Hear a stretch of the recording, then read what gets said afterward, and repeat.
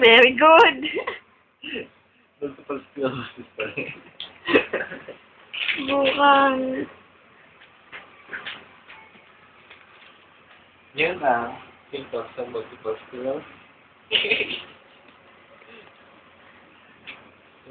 Play. Discuss din para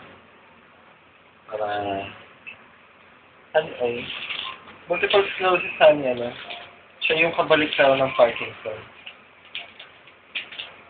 Yung symptoms niya kabalik-tao ng Parkinson. Kung sa multiple sclerosis merong intentional tremors.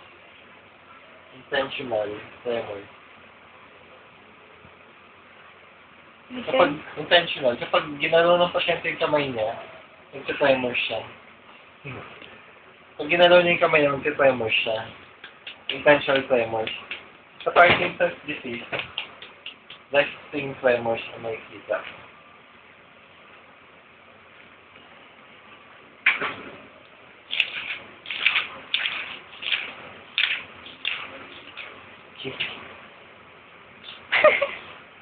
Kapag katawag yung isang. Parkinsonism. Natandaan mo lang, Parkinsonism ang APS, ang extrapyramidal symptom. Extrapyramidal symptom, tatandaan mo ang pyramid. Sa taas ng pyramid ay tremors. Sa baba ng tremors ang bradykinesia.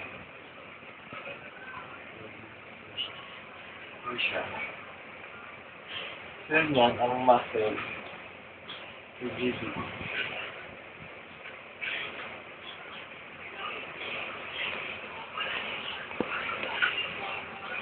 Kasi parang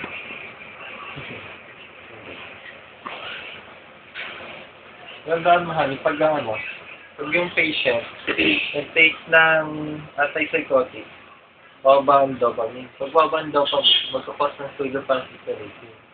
Magkakos ito ng extrapyramidal side effects na common na nakikita sa mga patient na may Parkinson's disease.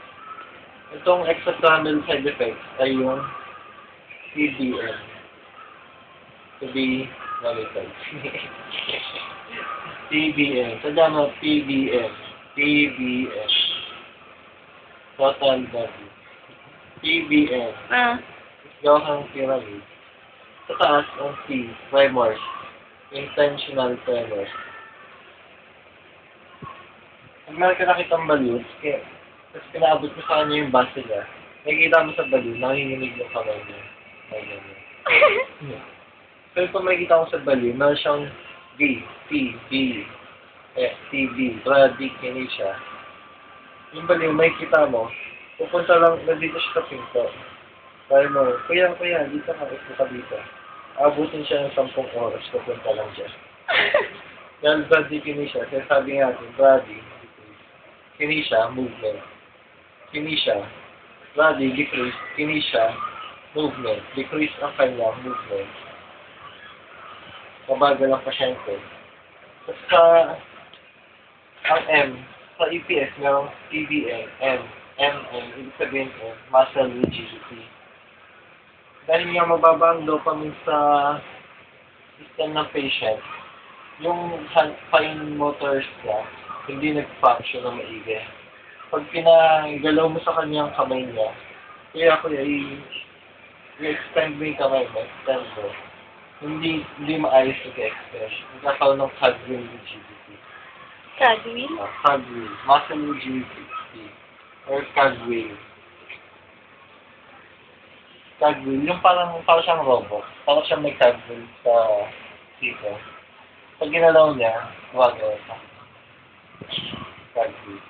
Yun ang cogwheel rigidity. Or muscle rigidity. Yung muscle niya kasi dito sa biceps. Masyadong rigid. Kaya hindi niya maikilos. Tense yan. Kaya nilalabanan niya. Nilalabanan niya yung pagiging tense ng muscle.